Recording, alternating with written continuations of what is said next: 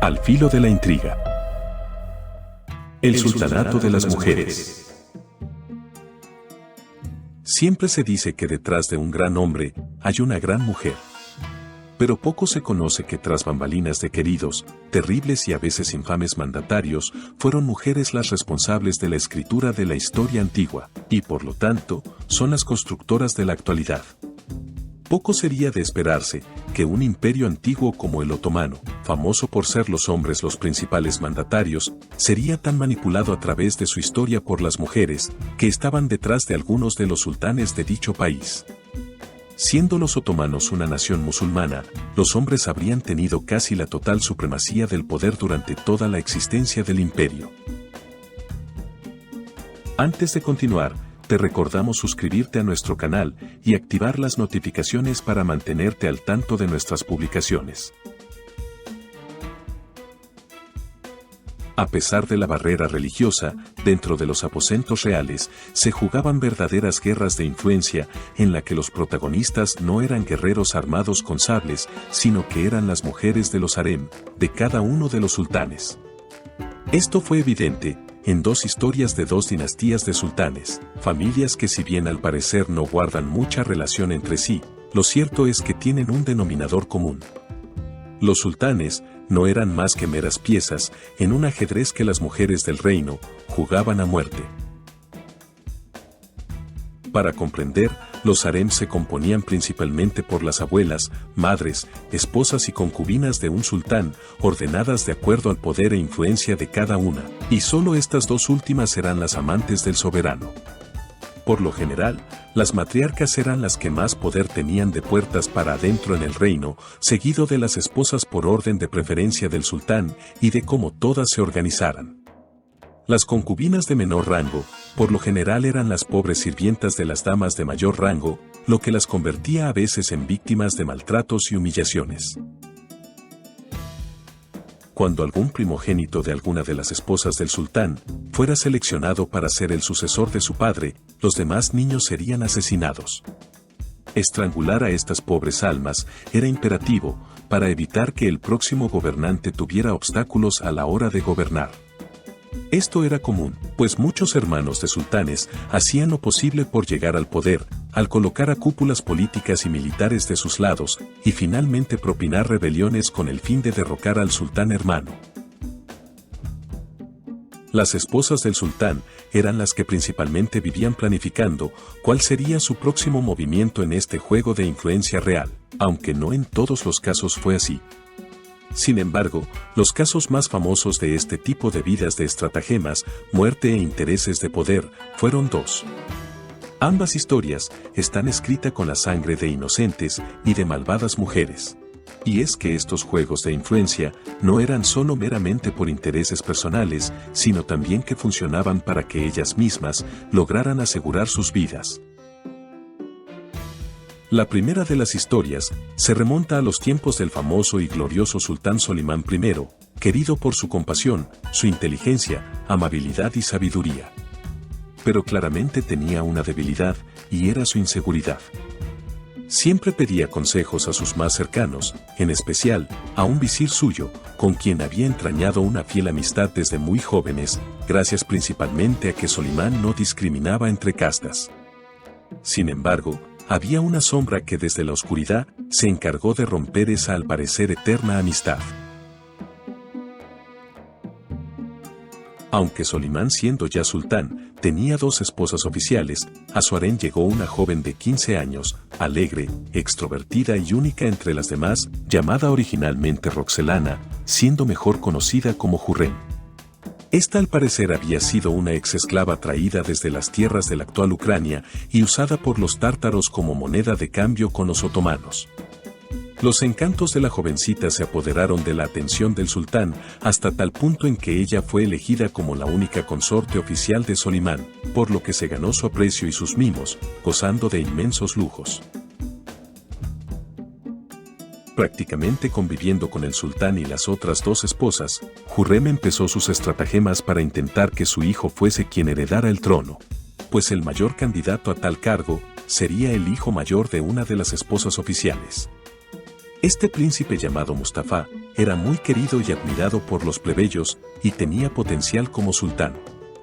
Además gozaba del respeto y aprecio del visir, el segundo al mando en el imperio, y quien se había criado con Solimán. Sin embargo, de pronto corrieron rumores de que el joven príncipe estaba conspirando contra su padre, en complicidad del visir.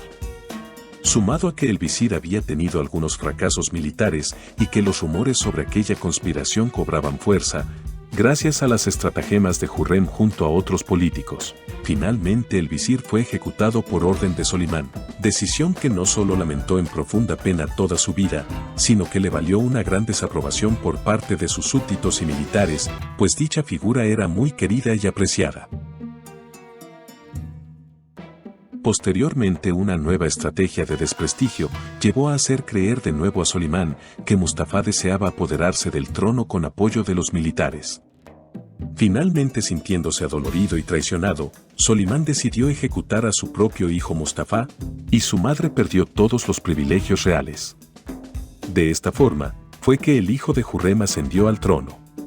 Y se llamó Selim II, más conocido como Selim el Borracho, famoso por delegar el poder a sus ministros, con tal de que pudiera gozar en libertad de su obsesión por el alcohol.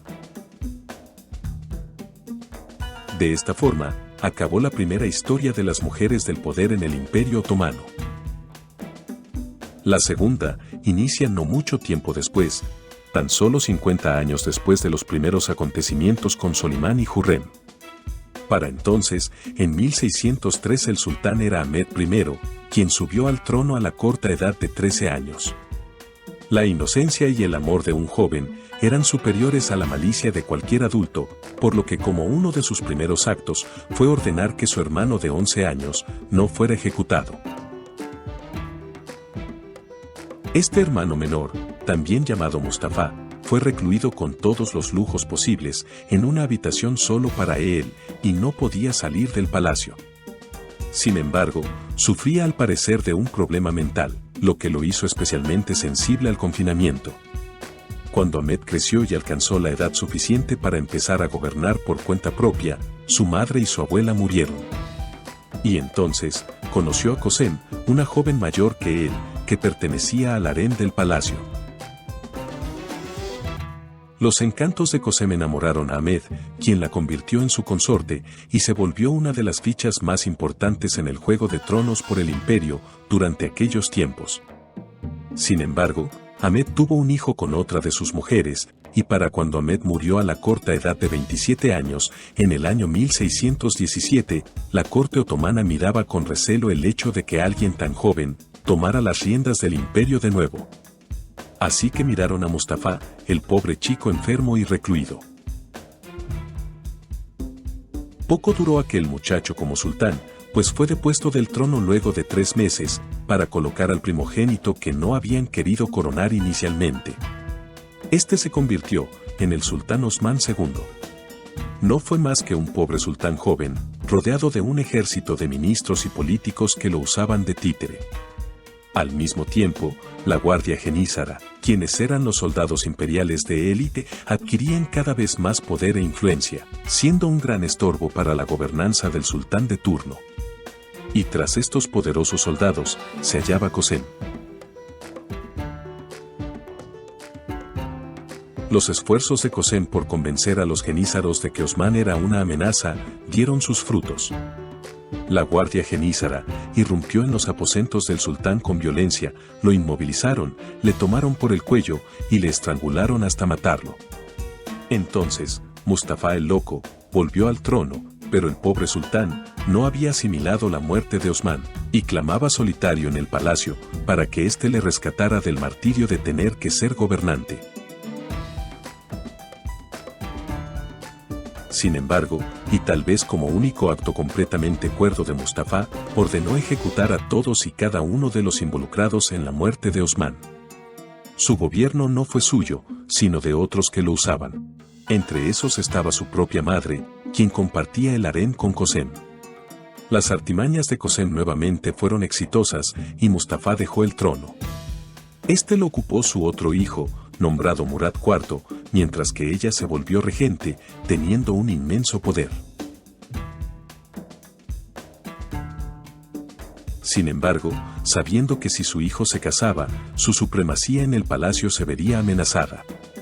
Así que desde que pudo, alejó por completo a su hijo de las mujeres, y de hecho, le hizo desarrollar una aversión antinatural e irracional hacia prácticamente cualquier mujer, lo que se notó en ocasiones en que Murad llegaba a torturar y flagelar sin razón alguna a algunas mujeres que trabajaban en el palacio real. Cuando Murad murió de enfermedad, su hermano y también hijo de Qasem, llamado Ibrahim, subió al trono. Ibrahim se había criado confinado, tal y como el loco Mustafa, y solo aceptó el cargo cuando vio muerto a su brutal y nada confiable hermano Murad.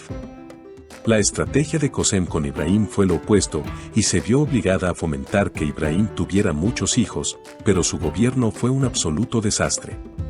Padecía de una enfermedad neurótica que lo hacía estar permanentemente cansado, y fue casi igual de cruel que Murad. La ciudadanía se empobrecía, e Ibrahim no hacía casi nada. Qasem tampoco logró estabilizar el imperio, siendo ella verdaderamente quien gobernaba. Pero como Mustafa, Ibrahim logró actuar por voluntad propia al menos una vez. Ordenó la inmediata ejecución de un gran número de visires corruptos. Ante tal inestabilidad política, su propia madre y el recién nombrado visir decidieron asesinar a Ibrahim. Y así lo hicieron. De esta forma, el nuevo sultán fue Mehmed IV, hijo de Ibrahim. Pero Qasem ya había perdido gran parte de su poder con Murad y luego con Ibrahim. Ahora con el gobierno de Mehmed IV, lo perdería todo. Incluso su vida. La madre de Mehmed sospechaba que Qasem intentaría mover los hilos nuevamente para de alguna forma poder gobernar, así que ella decidió jugar el mismo juego. Lo último que se supo de Qasem es que fue encontrada asesinada por estrangulamiento. Y lo que habían usado para quitarle la vida no había sido otra cosa que su propio largo y oscuro cabello. De esta forma, terminó de una vez por todas el Juego de Tronos del Imperio Otomano, demostrando que detrás de grandes reyes, siempre hay mujeres mucho más grandes.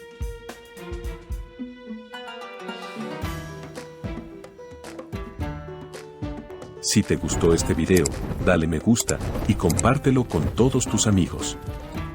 Si eres nuevo en nuestro canal, no olvides suscribirte y activar las notificaciones para seguir disfrutando de nuestras novedades. Recuerda, la historia es un incesante volver a empezar.